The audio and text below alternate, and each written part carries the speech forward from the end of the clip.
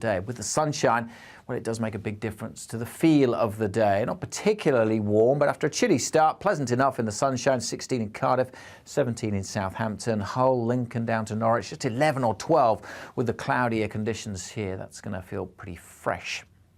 During this evening, that cloud may break up a little bit more over parts of eastern England before more cloud then comes in from the North Sea through the early hours. A bit more cloud developing across parts of Scotland as we go through the night as well, and that'll lead into a few more showers perhaps on Friday. Again, for most, it's dry and clear tonight, so again, gardeners take note. Frost is possible, certainly in rural areas over northern England, Wales, Northern Ireland and southern Scotland. Again, on Friday, tomorrow's looking fairly cloudy over eastern England, some sunny spells possible, and more cloud over northern and eastern Scotland. Could provide one or two scattered showers, but for the vast majority it's dry, and again, much of the west seeing blue skies, sunny spells, and feeling pretty pleasant in the sunshine. 16, 17, maybe 18 Celsius. Where it stays cloudy, we're only looking at temperatures just a little bit above double figures. High pressure hanging around then for the next few days, keeping things dry. Some wet weather in the northwest later on Saturday, but for many, the first day of the bank holiday weekend will stay dry and fine.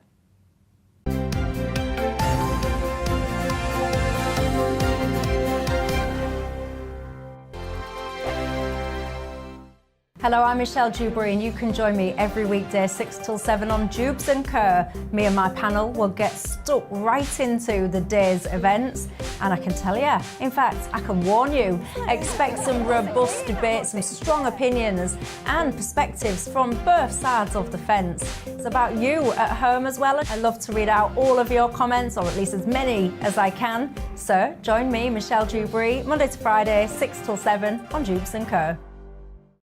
On radio, they call it the drive time slot, 4 p.m. until 6 p.m. as listeners head home. It's that part of the schedule when the dust of the day's events begin to clarify, and we try to make sense of it for you. Brazier is drive time for radio and TV. It's fast, it's punchy, it's opinionated, there's a Brazier angle and a little bit of levity. That's the question. That's two questions, actually. That's Brazier, Monday to Thursday, 4 till 6 on GB News. Hello, I'm Patrick Christie's. And I'm Mercy Moroki. Make sure that you join us Monday to Thursday, 10 a.m. until midday, right here on GB News for To The Point. We're not afraid to talk about the topics that matter to you or the big topics that always matter. We cover absolutely everything, from the breaking political stories of the day to law and order, what's going on in the channel. We're not afraid to hold people to account. We always make sure we include your views on our show. Indeed, if you're thinking it, you can guarantee that we're saying it. So make sure you join the conversation with us, 10 a.m. until midday, Monday to Thursday for To The Point on GB News. I'm Dan Wootton. Join me Monday to Thursday from 9 to 11 for the feistiest and most fun news debate on TV, where free speech reigns. I'll bring you a sharp take on the day's biggest stories, bombshell newsmaker interviews, and A-list guests. And I guarantee you, no spin, no bias, no censorship, and no reason to go to bed. That's Dan Wootton Tonight, Monday to Thursdays from 9 on GB News.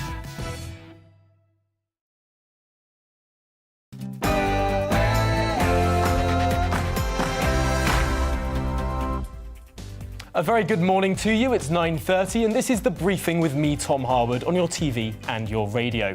Today I'll be bringing you all the latest from Westminster, not least an interesting story that I reported yesterday and is now on the front page of the Daily Mail. Yes, it's Sir Keir Starmer's beers. We'll be talking to the MP who's started a questioning within the Durham Constabulary about that. We'll also be talking about the local elections and the cost of living. Stay tuned after the headlines.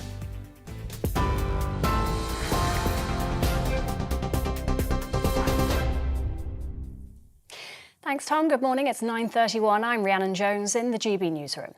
A 28-year-old man's been charged with the murders of 4 people in southeast London. Joshua Jacques is accused of killing 3 generations of the same family. 64-year-old NHS worker Dolette Hill and her 59-year-old partner Denton Burke were stabbed in their home in Bermondsey on Monday. Her daughter Tanisha Foria-Kufo and granddaughter Samantha Drummonds were also attacked. Jacques is due to appear at Westminster Magistrates Court this morning. The Foreign Secretary says Western allies need to double down in their support for Ukraine, delivering heavy weapons, tanks and planes. The call came as Russia's President Vladimir Putin warned of a lightning-fast retaliation if countries interfere in the conflict. UK intelligence shows that around 20 Russian Navy vessels are still in the Black Sea, capable of striking targets on the Ukrainian coast. Labour's calling for the suspension of a Conservative MP accused of watching pornography in the House of Commons. The government chief whip has launched an investigation after allegations about the unnamed member were raised during a meeting of Tory MPs. Shadow Work and Pension Secretary Jonathan Ashworth says the culture needs to change. It's shocking, but for me it's also utterly depressing, because that building over there, that should be the arena, and it actually is still the arena by where the big questions of the day are thrashed out, like this cost of living crisis and the fact that pensioners are really struggling. We should be talking about those issues in that building. And there is so much misogyny, sexism, bullying. We're hearing so many complaints. The culture has got to change. Climate activists from Just Stop Oil have damaged petrol pumps and blocked 2 motorway service stations. Motorists were prevented from entering forecourts at Cobham and Clackett Lane services on the M25.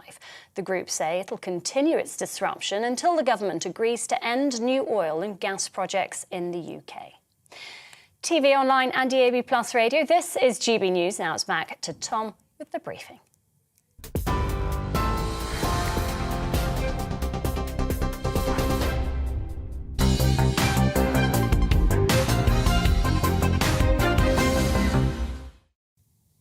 A very good morning to you. It's 9:30 and this is the briefing with me, Tom Harwood, on your TV and your radio. Now, the police are to question their investigations team over an event in Durham in April 2021, the one where Sir Keir Starmer was filmed drinking with colleagues. Durham Constabulary, which has previously rejected the idea that an offence was committed, is now considering a probe into claims that Sir Keir Starmer broke lockdown rules over those drinks with Labour officials. Now, this comes after Conservative MP for North West Durham Richard Holden wrote to the police last week asking them to reconsider their decision. All, of course, in the light of the Metropolitan Police's decision to fine the Prime Minister and the Chancellor for singing Happy Birthday in Downing Street. So what happens now? Well, who better to speak to about this than the MP for North West Durham himself, Richard Holden, joins us now from College Green. Thanks for joining us, Richard. The police says it will respond to the matters that you raised in your letter and also consider the matters that you raised under a Freedom of Information request. Could you fill us in on what you asked them to do? Well, good morning, Tom. And yes, so I've just asked the police to re-examine the case against Keir Starmer. I think what everybody wants to see is the rules consistently applied across the country. That's all I'm asking for. And given the fact that the Metropolitan Police seem to have interpreted the rules one way and Durham Police a different way, I think it's really time that we examine those rules, because the one thing that Keir Starmer's not really been able to do is explain what the difference was between what he did and what the Prime Minister's done. The only difference is the fact that one of them was fined and one of them wasn't. We can't have a situation where it's one rule for Keir Starmer and the Labour Party and another rule for everybody else. And that's what I want to see challenged by Durham Police. Yes, that's a really interesting point that you raised there. I was speaking with Labour spokespeople yesterday in a huddle with other journalists after Prime Minister's questions, and the question was raised. What is the difference? And the only difference that the spokesperson for the Labour Party could say was that Keir Starmer and indeed Rishi Sunak were fined. I noticed in your letter that you sent to Durham Constabulary, you mentioned several adverts that were placed on Durham constituency Labour Party social media at the time, advertising what was a quiz and a social event. We have a picture of one of those Facebook adverts now. Friday the 30th of April, 7 p.m, precisely when Sir Keir Starmer was pictured drinking with members of the constituency Labour Party. What does that advert say to you? Look, it seems to me that one of the things that Keir Starmer raised earlier on was around those quiz nights in Downing Street, and he really criticised those online Zoom events taking place. And it looks like that the Labour Party in Durham, on the day that Keir Starmer was there, was doing exactly the same thing. I don't think we can have a situation where the man who aspires to be Prime Minister feels he should be held to a different standard to the man who is Prime Minister. I just want to see the rules interpreted fairly across the board, and I think that's what we're seeing at the moment. As more and more information comes out, it seems that Keir Starmer has less and less of a leg to stand on, and that he's been hammering the Prime Minister over the last few months, but he seems to be holding himself to a totally different standard, and that's why I think it's so important now that Durham Police really properly re-examine the situation, and if they don't feel they can do it, then they should hand it over to the Met Police, who obviously have been holding a very different standard to what Durham Police have been doing down here in Westminster. Yes, there does seem to be a big difference between how different police authorities, whether it's Police Scotland, Durham Constabulary or the Metropolitan Police, how they differently apply similar rules. I did notice in the letter that they sent to you, they responded to you saying that they will consider the matters you raise under the Freedom of Information Act, but also, they say, they'll respond to the matters that you raise in your letter as well. To you, does that say that this is both a Freedom of Information request, but also something more? Yes, the reason I asked about a Freedom of Information request was to find out what rules that they were using in order to decide whether or not to issue fixed penalty notices. And so once we've got that information, we'll be able to see what rules they're applying and why they're being applied in the way they are. But the other issue that they raised in their letter is the fact that they said the Deputy Chief Constable was going to speak to the investigations team about what went on and about the investigation into Keir Starmer. And so I'm really hopeful that hopefully as soon as possible they'll be able to come back and say exactly how they intend to proceed one way or the other, because I really do think that it's vital that whoever you are, whether you're aspiring to be Prime Minister or you are the Prime Minister, that the same rules apply to you, because we can't have a situation where in one part of the country the rules are interpreted and dealt with in a totally different way for exactly the same sort of event. And as you said from that press huddle yesterday, Tom, nobody can really explain to us what the difference is between what Keir Starmer was doing in Durham and what the Prime Minister was doing in Downing Street. Apart from the fact, obviously, that the Prime Minister is in his home office, here in London, in his, in the building he's in every day, whereas Keir Starmer had travelled halfway across the country in order to attend those events. Yes, seems certainly curious, and no doubt you will keep us updated if there are developments in this area. But just while we have you, Richard Holden, one of your colleagues has been accused of watching pornography in the chamber of the House of Commons. The most extraordinary allegation, particularly given what a public space that particular room is. If that individual is found to have done that, if those allegations are borne out, should that individual resign? Well, look, the Chief Whip has said that he's investigating these claims at the moment. Various ones have been made. I don't want to prejudge anything. I think it's very important that we allow those investigations to happen really quickly, but it's clearly totally unacceptable for anybody to be doing that, within the Houses of Parliament at all. So I hope those investigations are made really quickly and that a conclusion is come to. Well, Richard Holden, thank you so much for your time this morning. We really appreciate it. And of course, we will follow the developments with that Keir Starmer story with interest. Thanks for joining us. Now, the local elections are just around the corner, indeed 1 week away. Next Thursday, people go to the polls in over 200 local authorities across Britain. That's, of course, Thursday, the 5th of May.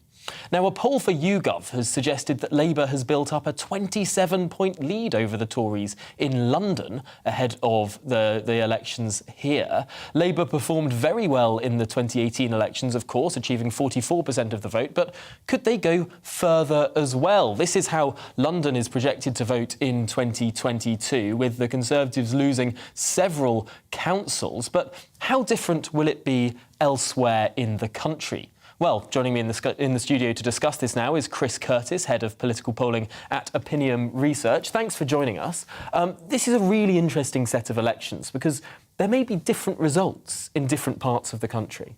Yeah, I think that's true. And it's certainly what we're going to be looking out for in this set of local elections is not just that overall top-line number, how many seats are gained and won or lost by the various parties, but also we're going to be looking at how the regional patterns play out. Is Labour, for example, starting to regain seats in the Red Wall areas, or are they just gaining seats in London? We obviously this time round have a lot of elections up in Scotland as well, at the local level. This might be the occasion when Labour manages to overtake the Conservatives again in Scotland, something they haven't done in the last few years, and regain second place there, which would obviously put them in a good position for the next general election.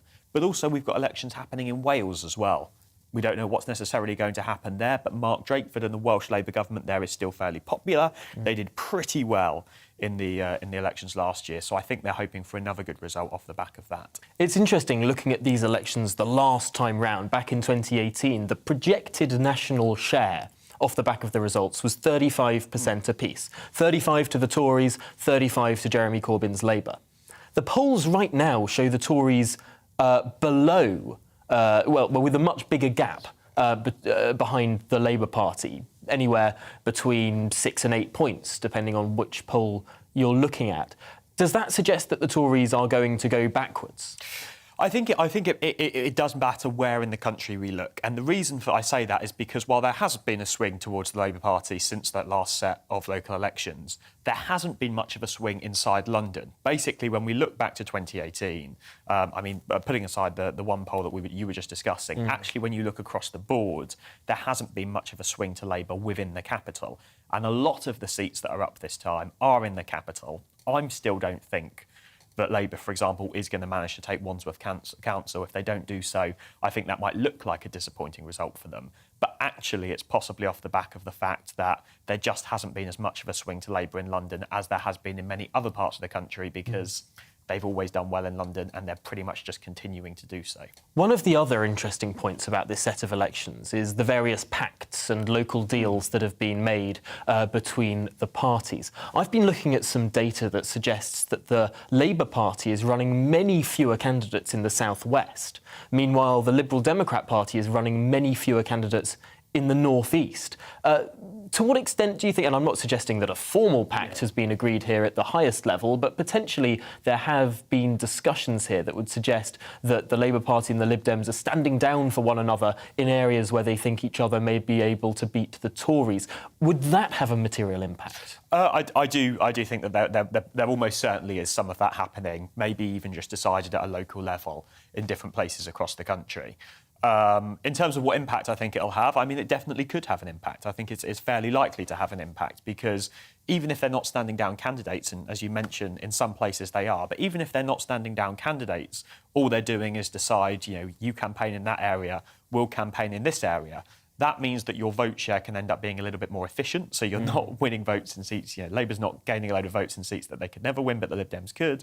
The Lib Dems aren't gaining a load of seats in seats that Labour can take off the Tories. And that could mean that they do a little bit better than that national vote share would suggest. I mean, we'll have to wait to see how this plays out. We've talked about tactical voting for years, and it never necessarily makes a material difference.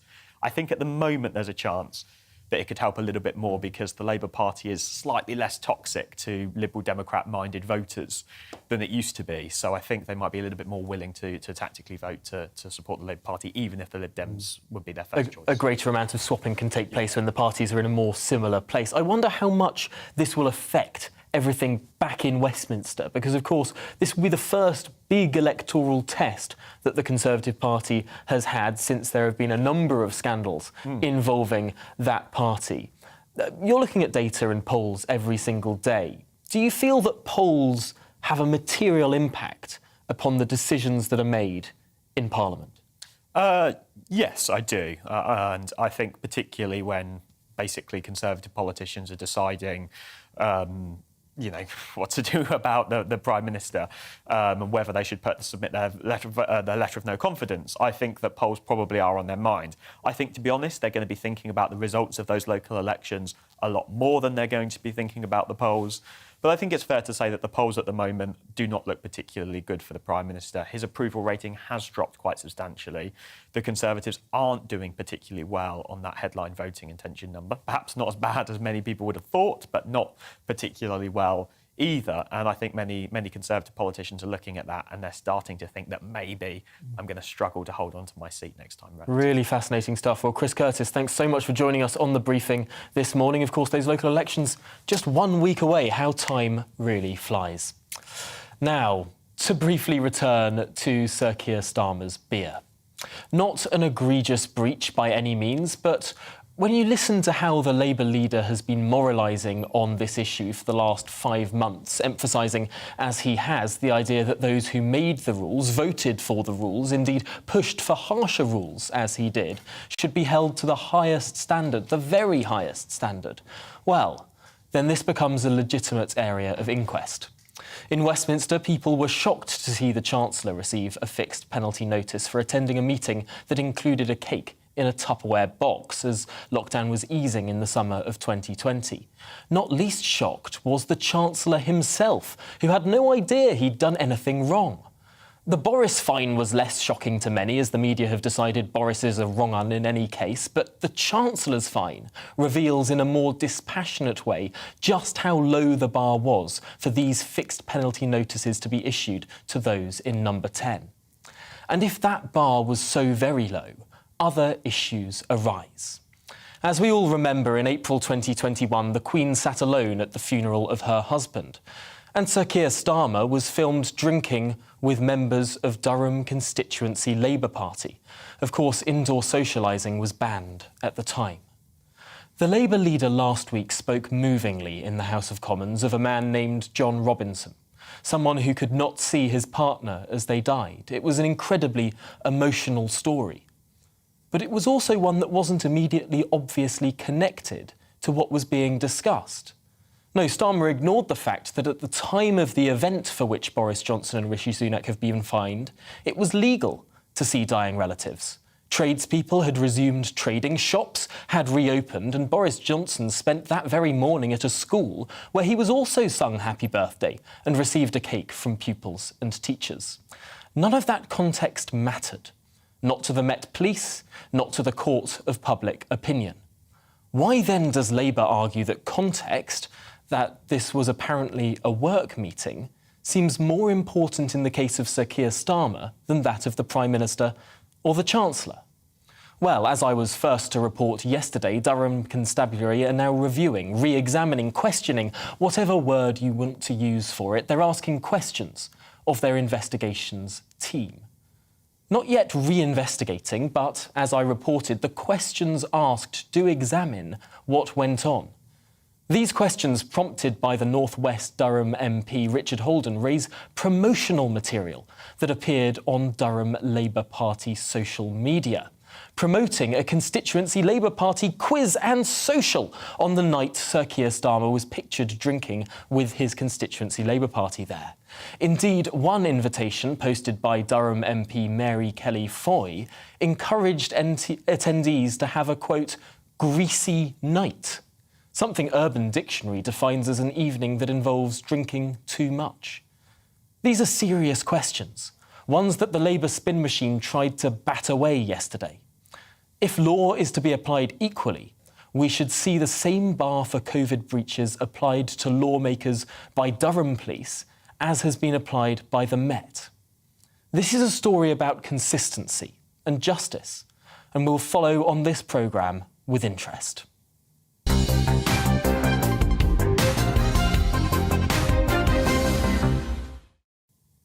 Well, now, as the cost of living crisis continues to impact the country, the annual MOT test could be axed to help counter this. At the moment, cars over 3 years old need to renew an MOT certificate annually. But as the government seeks to find innovative ways to ease the cost of living, would changing this requirement help? And what else could be done? Well, I'm delighted to be joined now in the studio by Sam Dimitriou, director at the Entrepreneurs Network think tank. I've had it written down as the 10 think tank there. That's your Twitter handle, of course. First of all, Would it be dangerous to remove this annual requirement for MOTs? So I think what's worth considering is, first of all, there are many places which don't have MOT-style tests at all. So if you go to America, 34 out of 50 states don't have a test at all. Utah, I think, was the last one to get rid of it in 2008. In Europe, lots of countries have biennial tests, biennial, not biannual, that would be very, very strict, have testing every 2 years. So that would be France, Italy, Norway, Spain, Germany. And what happens is if you compare accident rates, it doesn't actually seem to be the case that moving to a system where testing is less frequent or doesn't even happen at all actually makes things more dangerous. So the research I looked at when New Jersey got rid of their vehicle safety testing requirement. They compared it to a bunch of similar states who kept theirs. And in the years following, there wasn't an increase in road deaths and there wasn't an increase in accidents. One of the reasons for this is just that vehicle accidents due to mechanical failure are extraordinarily rare. It's about 2% of all vehicle accidents. So if you actually consider that, then you can start to see why the MOT doesn't have a huge impact on safety. I suppose most accidents are down to human error, and even though the United States has a higher accident rate as a whole, that may be because they allow 15-year-olds to get in cars. I'm not so sure. Looking at Europe, though, every 2 years, I mean, that seems to be what has been suggested at cabinet level. Would that be politically possible here?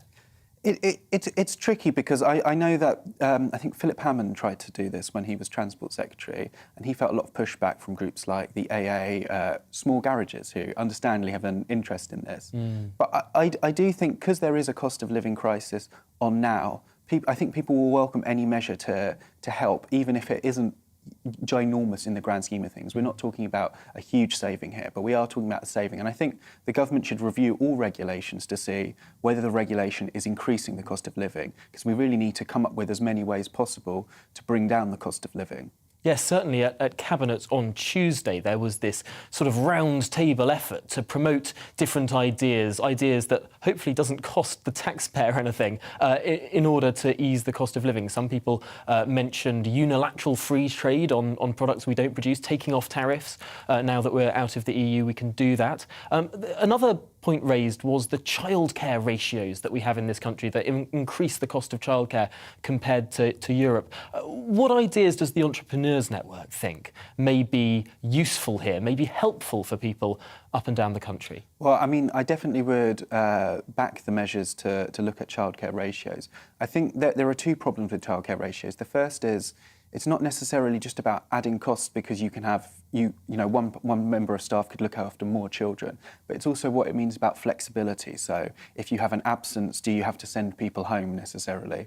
Or do you have to, can you run a service which is a bit more flexible and on demand? So if you're a co-working space, you decide to bring in a creche, how many members of staff do you need? Can you deal with the fact that maybe 2 extra people bring their kids in one day without telling you in advance? It's dealing with those problems as well that I think dealing with childcare ratios can address. And is there anything beyond that? I mean, the idea about this unilateral free trade point is one that's caused a bit of consternation in the cabinet. Some people say clearly on goods that we don't produce in big quantities here, we shouldn't have tariffs on them coming in. But then other people say that's going to make it harder to negotiate in free trade agreements. Well, in general, I think part of the value of free trade agreements, in my view, is that it actually gives you a reason to not bring tariffs back in. It gives producers an interest to say, okay, we would love a big old tariff on steel because we produce steel and we don't want to face competition. But we know that if we push for this, it will mean loads of tariffs for other industries when we export, and that actually keeps tariffs low. So I can understand why you might want to have something to negotiate away. But I think the evidence suggests that most free trade liberalisations haven't been driven by trade deals, but they've been driven by unilateral moves. So I think if we can do that, that'd be really helpful. But I think probably a bigger help than just tariff reduction is looking at things like, can we just unilaterally recognise some of the EU safety ratings? Do we need separate safety ratings on everything? Is that just creating unnecessary complexity? Now, you might say there's a sovereignty issue here, but it also does add a lot of bureaucracy, and it does mean that companies who are exporting to Britain have to say, do we actually really want to bother with this? Britain's not the biggest market for us, but we would still like to sell our goods here. Do we need to go through all this paperwork? Yes. I suppose just from a sovereignty perspective, it does seem to be sovereign to say, actually, I think that goods made in Australia are safe. I think goods made in Europe are safe. I think goods made in America are safe. Why don't we have those here as well? We've run to the end of the programme, but Sam, thanks so much for coming in and discussing those issues, ones that really matter to people at home, I'm sure. Well, that's it for the briefing this morning. I'm back tomorrow morning. Coming up, it's To The Point, but first, here's the weather. Good morning, I'm Alex Deacon with your latest weather update from the Met Office. Another chilly one out there this morning, but another dry day. It's been a very dry April so far.